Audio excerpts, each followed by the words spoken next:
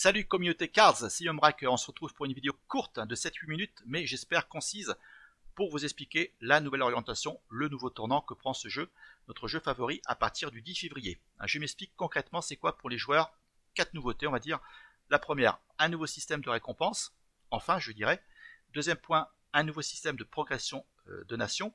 Le troisième, un nouveau ladder tout beau tout neuf, beaucoup plus simple. Et en quatrième point, quelques nerfs de cartes, quelques améliorations de cartes. D'ailleurs, les Français en prennent un coup sur le casque, mais c'est pas plus mal. Alors, le 10 février prochain, mes amis, vont sonner les cloches. Fin de la saison. Voilà, saison de 10 jours, très courte. D'ailleurs, j'ai pas joué. Et on va, comme d'habitude, récupérer nos récompenses saisonnières. D'accord? À partir de là, qu'est-ce qui va se passer? Première chose, très important. Premier point, ils vont automatiquement doubler vos ressources avant qu'elles ne disparaissent et être converties en joker. Un système à la Magic, très efficace, qui a fait ses preuves. Ça, c'est très bien.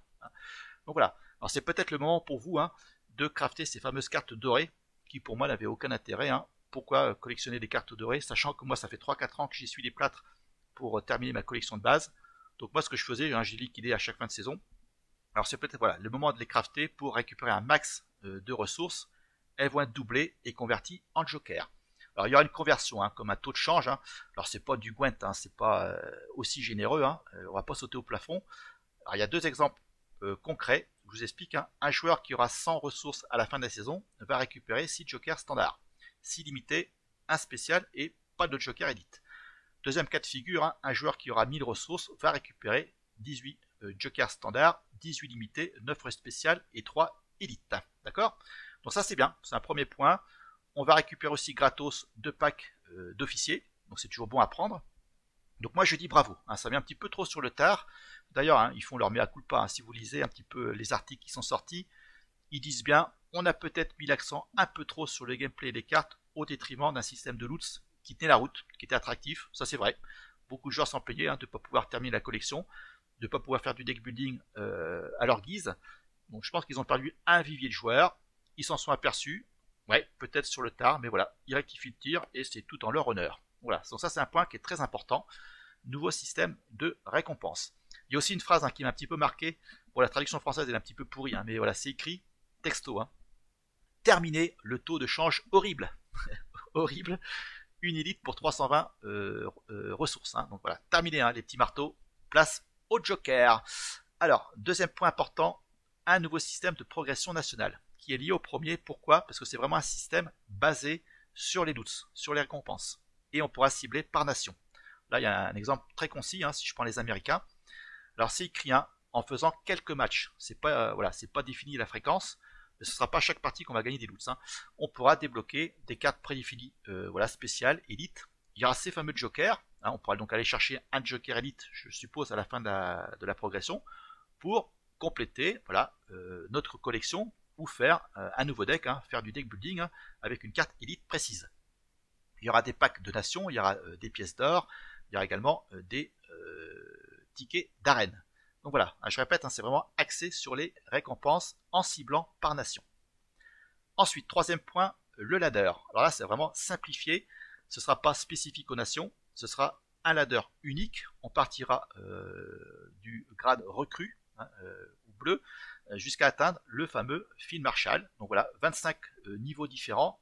Dans chaque niveau, il y aura 5 étoiles. Donc voilà, c'est vraiment simplifié. Un but unique, on trace, du rang 25 au rang 1. Et voilà, alors je crois que si on a terminé la saison en faisant plus de 80 matchs, on démarre automatiquement au rang cadet. Et entre le rang 21 et le rang 25, on ne pourra pas descendre d'échelon. Ça c'est bien. Pareil, au niveau du matchmaking, avant c'était pas forcément, on tombait pas forcément sur un joueur de notre niveau. Là vraiment, on tombera sur un joueur, voilà, si on est, exemple, sergent première classe, on jouera face à un joueur sergent première classe ou master sergent ou staff sergent.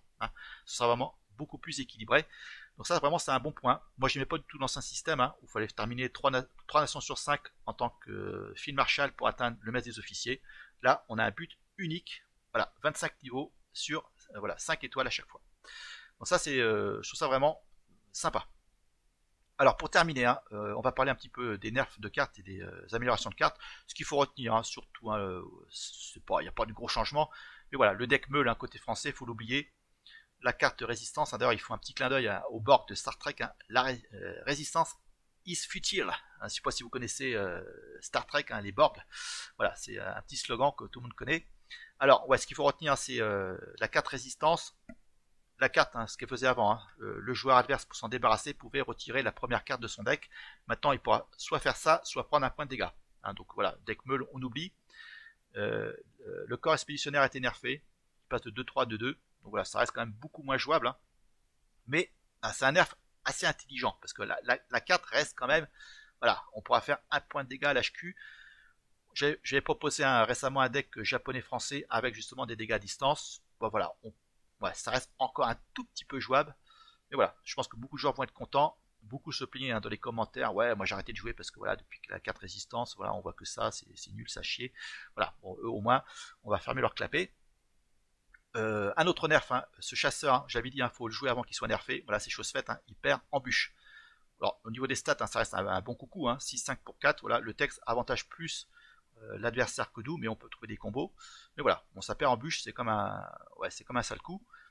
Alors, cette unité japonaise, hein, le Takasaki Régiment, il perd 1 en attaque, mais voilà, ça reste encore potable. Hein, 2-6 pour 4 gardes. Et en plus, ça défausse à la destruction, ça défausse une carte de l'adversaire. Bon, c'est moins bon, mais ça reste quand même intéressant. Ça, pour moi, ça n'a aucun intérêt. Un 8, ouais, ça passe à un 7. Ouais, c'est une carte qu'on voyait pas beaucoup. Pas pour moi, en tout cas. Donc ça, je passe. À côté amélioration, hein, il y a ce tank qui passe de 6-4 à 6-5. Et ce bombardier qui passe de 3-3 à 3-4. Hein, même pouvoir, même capacité. Donc on va certainement plus les voir. Tout comme homme défense. Hein, ça coûtait 10, ça passe à 8. C'est le cas, je la voyais jamais, hein, quasiment. Elle coûtait que 5 si on avait 10 points de vie ou moins. Enfin, au niveau de l'HQ. Hein, et ça popait, hein, je répète, un char et un bombardier. Maintenant, ça passe à 4. Hein. Ça coûtera 4 si notre HQ a 10 points de vie ou moins. Bon, c'est bien. Alors, les grands gagnants, hein, ce sont les Italiens. Bon, il n'y a qu'une unité italienne qui a été nerfée, hein, qui a été améliorée. Avant, c'était 3-7 gardes pour 3. C'était pas trop jouable parce que voilà, ça coûtait 1 de plus pour chaque unité qu'on avait perdue. Maintenant, voilà, hein, ça coûte 1 de plus si on a perdu une seule unité. Hein, donc voilà, ça reste 3-7 pour 3, carte de garde. Hein, c'est là, on va l'avoir beaucoup. Ensuite, ça, je suis pas très content. Ouais, bon, les jeux défensifs, bon. Voilà, National Fire, ça passe de 3 coups d'invocation à 2. Ouais, je trouvais une carte qui était plutôt chiante, elle va être encore plus chiante en fait. Hein. Voilà, moi j'aime. Ouais, les jeux défensifs c'est bien. Moi j'aime bien des jeux un petit peu tempo, mais voilà, ouais, des cartes super défensives, les parties durent 20 minutes, une demi-heure, et puis à la fin on est quasiment sûr de perdre. Voilà, bon ça moi je suis pas d'accord. Le Panzer 3E, voilà, ça buffait de 1, les tanks avec bits, maintenant ça buff de 2. Très bonne carte, très bonne amélioration. Donc là je dis bravo. Mobile défense, pareil, on la voyait quasiment pas. Là, je pense qu'on va l'avoir beaucoup plus. Hein. Avant, ça popait 2 tanks T70 et ils étaient détruits au début de notre prochain tour. Maintenant, ça sera détruit à la fin de notre prochain tour. Donc là, ça devient une carte vraiment intéressante. Et cette carte, voilà, Overwhelming Force, ça perd Fury, voilà, et ça reset l'attaque de l'unité ciblée. Donc, faut voir. Donc voilà un petit peu hein, pour les changements hein, de cards à partir du 10 février. Écoutez, hein, donnez-moi vos avis. Moi, je trouve ça positif. Hein. Je répète, hein, mieux vaut tard que jamais. Alors voilà, on va se revoir prochainement certainement pour essayer de jouer avec ces cartes-là. On va essayer de récupérer quelques jokers. Et voilà, écoutez, portez-vous bien les amis. À bientôt sur Cards. Allez, ciao.